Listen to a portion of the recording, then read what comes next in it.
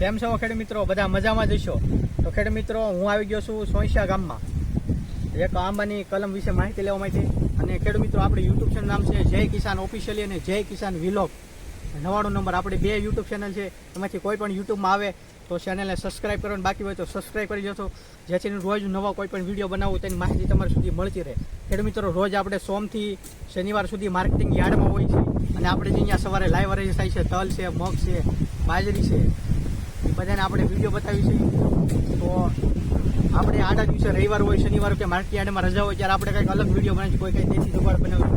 ધારો કે આજે આપણે આંબાની કલમની માહિતી લેવા માટે આવ્યો છે, તો આપણે જ્યારે માર્કેટની યાર્ડમાં રજા હોય છે ત્યારે આવા આપણે વિડીયો મૂકીએ. તો આપણે તમને અત્યારથી એડવાન્સથી કહીએ એટલે તમને ખેડૂત મિત્રો ખબર રહે કે રાજુભાઈ આજ રવિવાર છે એટલે કંઈક નવી વિડીયો લઈને આવશે. રવિવારની ખેડૂત મિત્રો રાહ હોય કે રાજુભાઈ કંઈક નવો વિડીયો લઈને આવશે. તો આજે આપણે આવ્યા છીએ સોંશિયા ગામમાં. આવ્યા છીએ એ માટે કે અત્યારે શું કે ચોમાસાનો સમય નજીક આવી રહ્યો છે અને ઘણા ખેડૂત મિત્રો છે ને આંબા બનાવવા છે મતલબમાં.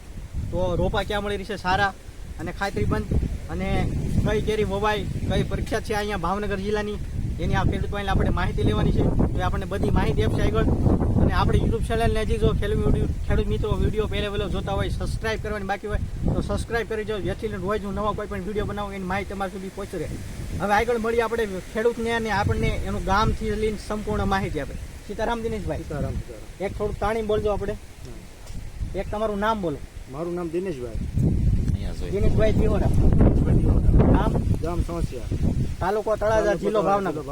એક મોબાઈલ નંબર વ્યવસ્થિત તાણી બોલો. 9714740504.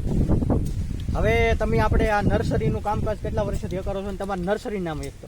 મારું નર્સરીનું નામ Shri Krishna farm and nursery. હું નર્સરી 20 થી 25 વર્ષથી હકાવું. 20 વર્ષ ઉપરથી હકારો છો એટલે મતલબમાં તમે ગણો તો આમ જૂના ગણાવો મતલબમાં ઘણા વર્ષોથી. તમે કેટલા વર્ષથી કરો છો અને તમારા પપ્પાની કેટલા વર્ષથી નર્સરી કરતા? હું 10 વર્ષથી હકાવું, પપ્પાની 20 થી 25 વર્ષથી. મતલબ આમ તમારી નર્સરી આમ આપણે સમય ગણી તો 30 વર્ષ જેવો છે અને જૂની નર્સરી ગણાય એટલે મતલબમાં ખાતરીબંધ રોપા જોતો હોય તો આપણે દિનેશભાઈ પાસેથી લઈએ છીએ. ખાતરીબંધ દેશી ગોટલાના રોપા. અને અહીંયા ખેડૂત મિત્રો આપણે તમે જોઈ શકો અત્યારે અહીંયા વાવેતર પણ અગાઉ જે કરવાનું છે આવતી સિઝન માટે એ પણ તૈયાર છે. અહીંયા જો અત્યારે બેડ કરેલો છે તૈયાર. આને લગતો પણ આપણે ફરીથી અલગથી નવો વિડીયો બનાવવાના છે, પણ ખાલી તમને અત્યારે અડધી મિનિટમાં બતાવી ગયા કઈ રીતે આંબા તૈયાર કરે છે. આ જે કોથળી છે આની અંદર લંબાડે. આગળ ફરીથી આપણે દિનેશભાઈ પાસે જઈએ અને આગળની બીજી માહિતી આપે.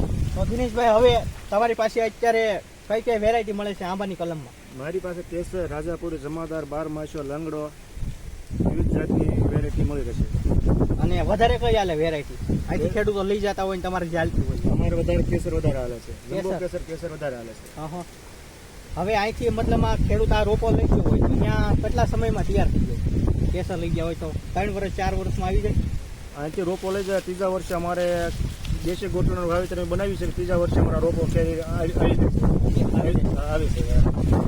બીજી આપણે એમાં કેટલો સમય લે? સમય બસ આ કેસર સાથે લાગે. કેસર જેટલો સમય લે? કેસરને સંભવનો બે એક બનાવી જાય.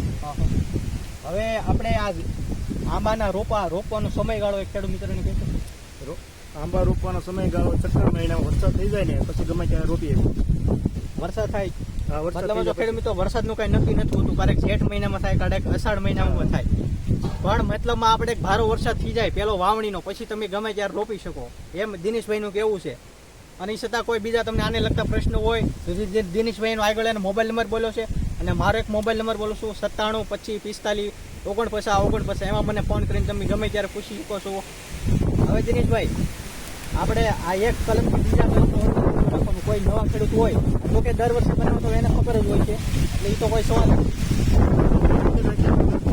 રાખી શકો જેવી આપણે જમીન લાંબી હોય 15 રાખો, નકર 10 બાય 12 ફૂટ રાખી શકો.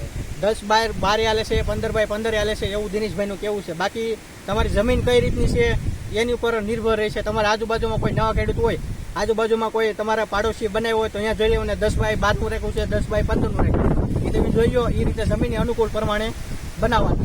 રેડી દિનેશભાઈ?